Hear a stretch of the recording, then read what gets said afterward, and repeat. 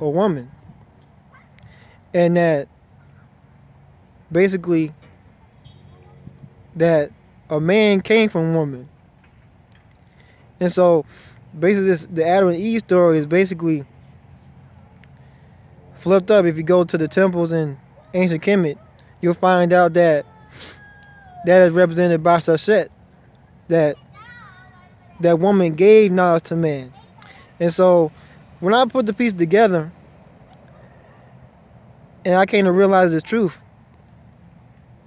I came to realize that the first beings that ever come on this planet, according to Dr. Blair, 4.8, 4.7 billion years ago, were either Etherean women or Andromedan, or even both. Okay?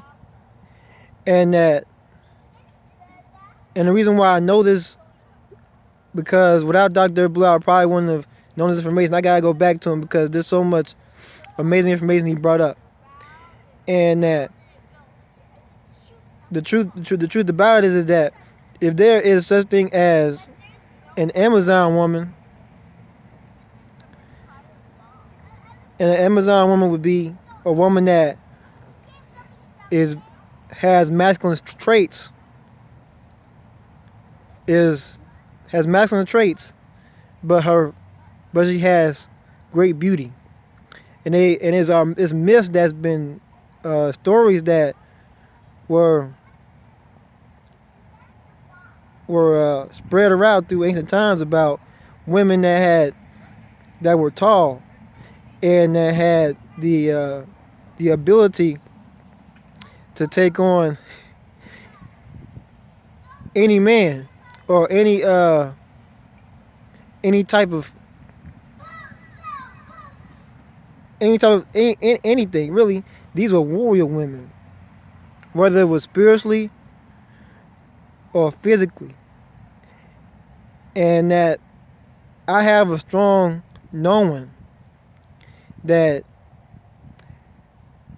this would be true. That based on the Adam and Eve story, and it's labeled anyway, but it has away the truth about the atom and the evolution for Eve. So that represents that the woman was evolution, and that the man came it would be a new form of a particle, but she would be the original. And so the way I feel as if, based on the truth, is that 4.7, 4.8 billion years ago, or even longer, because according to the ancients, this planet has been existing for a long time. This planet could have been existing to the very, very beginning of the cosmos. Who knows? For it to be still strong, due to all the issues that Terrestas has been combated with pollution and so forth. And so not a lot of planets would survive or even thrive through this, like she's been doing. And so to put the truth out there, I know that if all these civilizations had a honoring toward the woman, Atlantis, Lemuria, and ancient Kemet, and other civilizations that may have that's unknown to my knowledge, then what had to happen was that the first creation that had to have been made was of a black man or any other man, right, would have been from an androgynous woman from Andromeda or from Etherean. And that's the truth. I know that's the truth.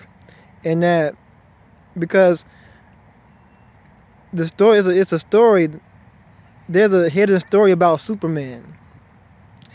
See, Superman is not so much made up. It's recalling a true event.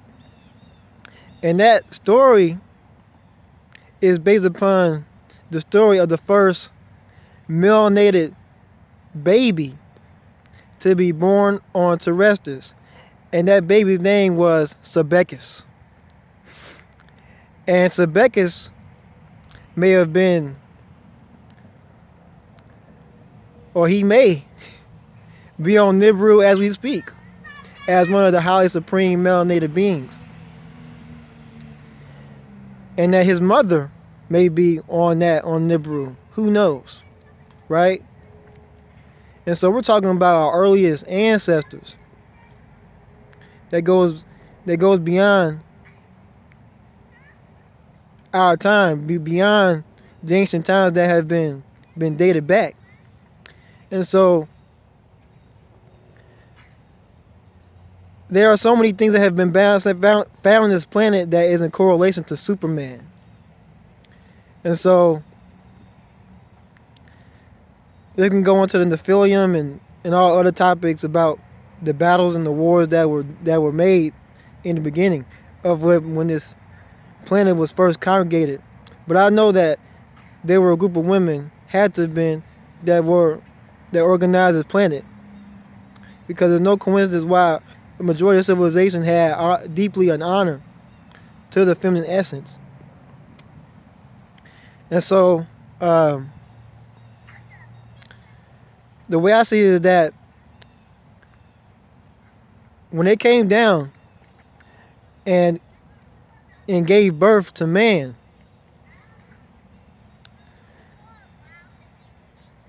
they taught man how to be more divine. They taught man how to live based on the 69, the yin yang. All these symbols, is from the woman. This had to have been taught from women of knowledge of sachet, of giving the apple to the man. And so basically it took a woman of androgynous nature to build the man up.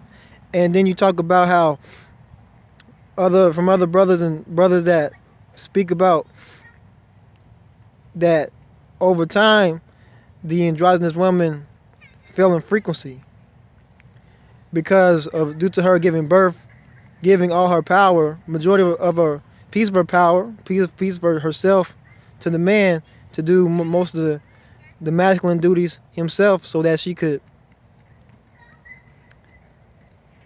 do that, because she had to go through spiritual experiences in order for this to come about. And so that was the nature of basically how things went about. And that man was perfect because he knew of the sacred knowledge, and he knew how to treat the feminine nature based upon that. And so now I want to go into the ability, the reason why I can know of this ability. The secret that may not be the truth, but is a deep speculation of mine. See, the woman is very powerful, really powerful, and that once she at her most healthiest, and she's vibrating very high, her frequency is just right. Her energy is not being unnecessarily used like it is today. She has the ability through her mitochondria to use her thoughts to formulate how her baby would look like.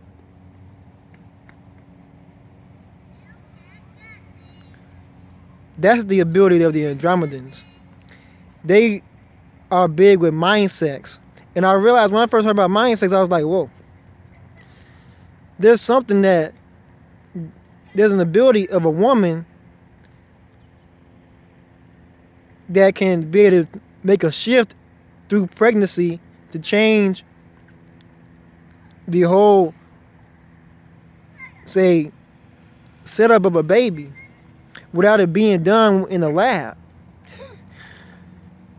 See, everything is done in the lab today to make parents of a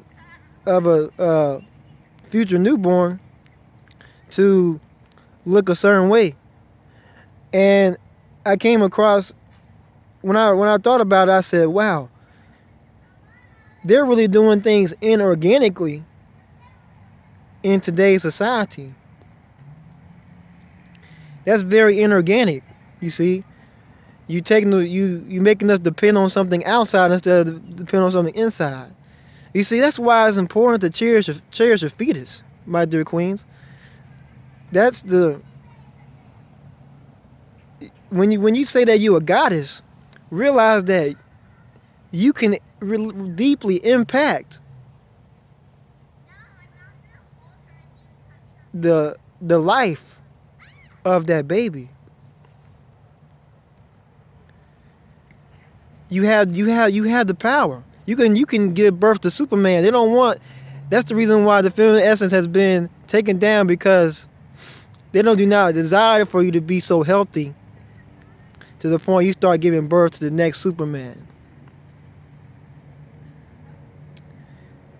And you don't have to believe me. Do your research. But I know that the reason why bad things are being done to us because they don't desire for the God to come out of us. Is the truth, because it's in the DNA. It's in all our DNA. And that if you have high rates of melanin, that it will be a lot easier to access this God DNA, because you mostly connect to the sun. And sun is the giver, is also a giver of life. You see? And so it is so much that we are not told about what a woman can do. And I know maybe you may be a man out there and you may be having an issue with this information, but it's the truth. Do your research, because the ancients do not lie. The ancestors do not lie. The universal prime creator does not lie. And yeah, just when I went into my meditations and put the post together, it made sense that the woman was the first to be here. It made sense that there was a time when the woman was doing it all. There's no coincidence that you have a lot of single women out there with children, and they seem like they're doing it all by themselves, and then they get through it because it's in the DNA. You know. So one thing I would like to say is that when we talk about that Andromeda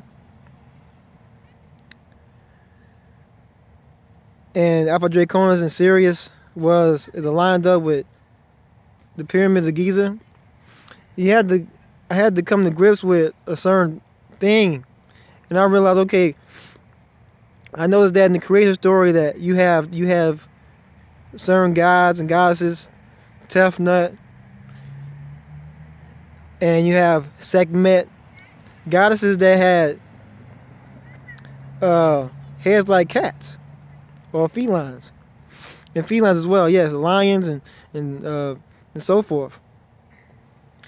And I came to realize if Andromeda, the galaxy, the star constellation, if it exists in the higher dimension and is protected,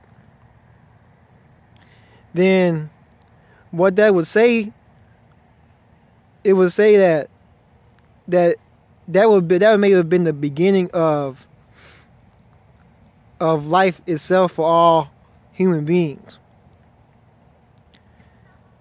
Did you ever think about that? Because really, it's hidden. Is basically, if you were able to travel to the galaxy right now, in this dimension,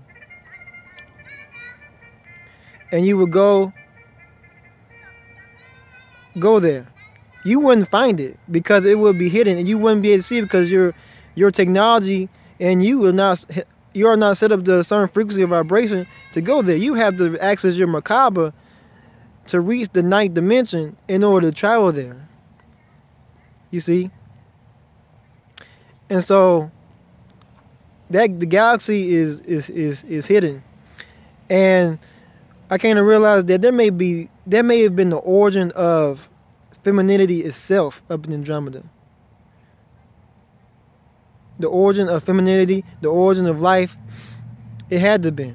Because there's no coincidence why it's kept unseen once you get to the ninth dimension. And I learned this from a occultist.